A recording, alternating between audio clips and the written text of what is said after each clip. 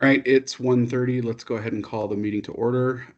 First up, approval of the February 6 minutes. Anybody have any objection to moving those forward? I don't. Okay, thank you. Next up, consent agenda, January 2025 sales tax chart.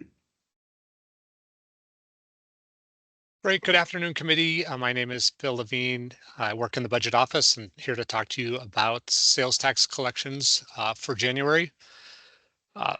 In the month of January, we collected, thank you, Candace, and I'm going to stay entirely on this chart today. So in the month of January, that far right pink bar, we collected 30.1 million for the month of January, and that amount was $837,000 less than what we collected a year ago. I always thought this was going to be a pretty interesting month. There were two big factors at play rolling into January. The first of which, and I think I've mentioned this to the committee before, we had a very late Thanksgiving, and that should have acted as a tailwind on our collections because most of the holiday shopping because of that late Thanksgiving occurred in December, which meant that those were going to result in January collections being, all things equal, higher. Unfortunately, all things were not equal. The other big factor, which was a negative, and I've also talked to you before about this, was the change in filing frequency. So just to be really clear, in January 2024, we had a bunch of filers who gave us 12 months of collections or 3 months of collections. So they were either yearly or quarterly filers. And we changed their frequency either to quarterly or to monthly. So instead of those companies giving us 12 or 3 months of business activity or sales tax generated, they were giving us 3 months or 1 month, depending on the exact circumstance. So that acted as a negative. And again, those two factors met, and the overall result was a decline of 2.7%. Just to make sure it's very clear, that is a bad result.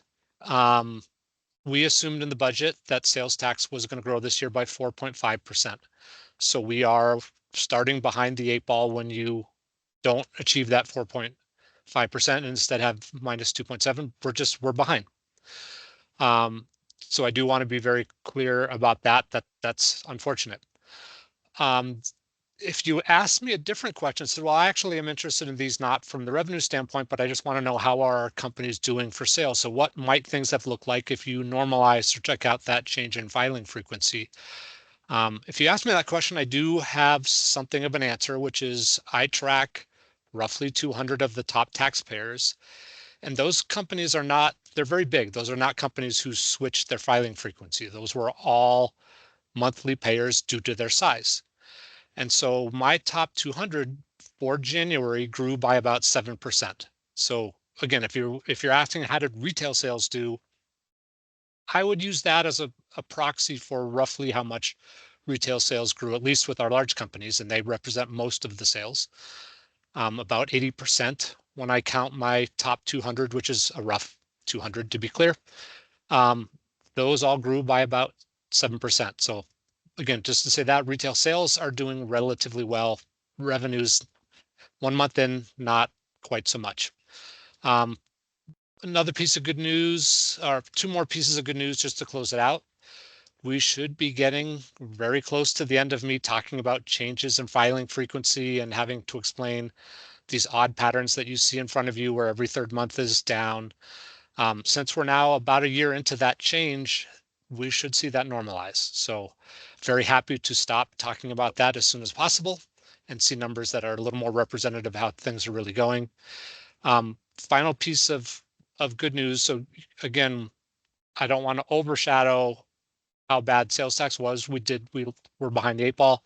We had a really good month of audit recoveries. And so that's at least going to limit some of the damage done by our slow start in sales tax. So unless there are any questions, that's what I wanted to tell you about when it comes to sales tax. And again, a little hint on the bigger picture of how we're doing with general fund revenues more generally when I threw in that piece about audit revenues being good. Great. Thanks, Bill. Are there any questions from the committee? Just the Lead School of Business, I guess that's coming out soon. Correct. We should be getting those numbers and we'll be digesting them. And I think Probably Greg is going to be communicating that to you, but we'll get back to you as soon as we've had a chance to see them, digest them, and um, then we'll have that discussion with you. But yeah, that should be coming around very soon. Okay, thank you. Great, thanks, Bill. Thank you.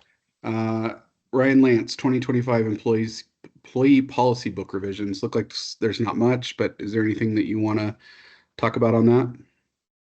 Yes, I could walk you through like a 5-minute overview of it, or did you just want me to give you like a 30-second overview of what we're doing with it? 30-second overview. Okay. Yeah, and with that said, then let me just skip real quick. Standard process that we've done. Last time we did it was in 2023 with a big revision. This one's not a big revision at all. With a major item that we're doing is introducing a new paid time off program for the city. And as a result, we are really just focusing on updating the policies related to the new paid time off program. The rest of these are going to be very minor changes, and the information is in the backup if you want more. Great. Thanks, Ryan. Are there any questions from the committee? I have just one question. Go ahead. So I'm just wondering if there are any groups of employees that have had particular concerns about the changes to the paid time off. It seems like overall it's right. It gives people more flexibility. Most people appreciate that. But just wondering if there's any kind of feedback that you all have received in that regard. Yeah, early on, we got a lot of feedback with a vocal minority being concerned about the program. But as most change that happens, until they understand the program, the intent, the advantages of the program, we did a lot of communication, and now we're still doing communication. 6 months later, a lot of employees understand it and seem to be very happy with these programs that we're introducing. Great, thank you. All right. Are there any other questions? And then Ryan, I assume we need to approve moving this forward. Yes, so it does require a notification to City Council with the ability to call up for any type of questions. So the plan is, as long as you guys approve moving it forward, to do a short presentation at the Monday study session, this coming Monday study session. Great. Any objections to that? Nope. Great. And if I may ask a question, for that Monday study session, should I keep it 60 seconds like this too, or should I walk through a little bit more detail? Councilmember Bergan. I think just a little bit more detail on the paid time off policy part. It's Okay. my suggestion. Yeah, I agree. I think everything else is kind of housekeeping, basically. So yeah, I think that'd be the only area maybe to talk into a little bit more detail. Okay. Will do. Thank you. Thanks, Ryan. Last up, Series 2025 First Lien Sewer Revenue Bond Ordinance. Teresa Sedmak. Yes, good afternoon. I am introducing an ordinance for a 2025 borrowing for the sewer system. The ordinance calls for a maximum par amount of 85 million, which will be used for water treatment facilities and collection systems. We are planning to do that by competitive bid, which means that we'll just put the parameters of the bonds out to the market and see which firm gives us the lesser cost, and the lesser cost will win. So we are planning to go to study session later this month and price the bonds and close the bonds in June. So I am happy to answer any questions you may have about that. It's a fairly straightforward transaction. Thanks for the presentation. How has the market been for paper like this lately? You know, actually, the ordinance has a maximum interest rate of 6% because the markets are a little awry right now. But if we were to issue these today, they'd be closer to 4.15. So still a very good borrowing rate for 30-year bonds. And we're hoping that we still have the tax exemption when June rolls around. That's also in question. Yeah, definitely. All right. Are there any other questions from the committee? Nope, I was going to ask the same one. All right. And is everyone good with moving this forward? Yes. Great. Thanks so much. Thank you. All right, that is it for our agenda. So we will see everybody in April. That's the shortest Wait. meeting ever. I'm efficient. 1 second, sir. Oh. I do believe that there was an extra item under miscellaneous for Ryan. Does that sound familiar, Ryan? Yes, and I can give a quick update. Okay. Thank you. It wasn't in our backup though, I don't believe. It was an additional item. I think that that Terry emailed you about it. The MNF miscellaneous item that came to me on Monday at about 4. Yeah. Okay. Go ahead, Ryan. Yes, and this is a notification of supplemental that will be added, and you'll guys see a lot more details in the future. As part of this change to this new paid time off program, we're also making some changes to how we're administering employees' disability. Right now, that's through Voya, and we have a third party who is administering this. They're fully insured. We're actually bringing this in-house for multiple reasons, but that process of bringing it in-house requires HR and payroll to administer it, both the leave of absence piece of it, but also the paid portion of the short-term and long-term disability. As a result, there's a request to have 2 supplemental full-time employees to support it.